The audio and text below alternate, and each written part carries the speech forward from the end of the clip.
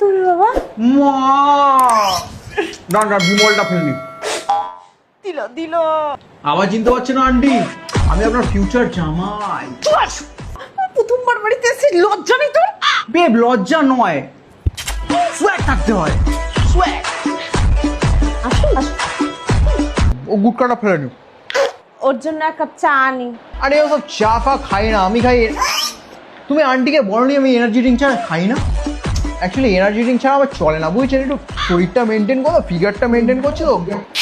বলেছি না এখানে এসে এনার্জি ড্রিঙ্কস এর কথা বলতো না, লাঠি মেরে বার করে দেবো কিন্তু। আরে রাগ করছো কেন? দাদা পিকটা ফেলে নি। দিলাম। আচ্ছা বাবা, তুমি কি করো? আমি আঙ্কেল রিলস বানাই আর ক্যাপশনে দিই আপনার টাইম আएगा दिमंगा ही तो आया है तो घंटा लेके जाएगा। আরে আসো আমার সাথে নাচো, আপনার টাইম আएगा। এই জন্যই লোকে বলে আমার টেস্ট খারাপ। আরে আঙ্কেল আর আন্টি, আপনাদের কাছে একটাই রিকোয়েস্ট, আমাকে আপনাদের ঘর জামাই করে নিন, আপনার মেয়ে হেভি খুশি থাকবে। ঘর জামাই থাকবি? আরে বেব তুই আর আমি মিলেই তো খেলবো খেপ। খেপ খেলবি তুই? তুই খেপ খেলবি? যা খেল। চাকরি বলে তাড়িয়ে দিলে, ভাঙলে আমার মন। এবার আমিও রিভেঞ্জ নেব, চুষবো শুধুই।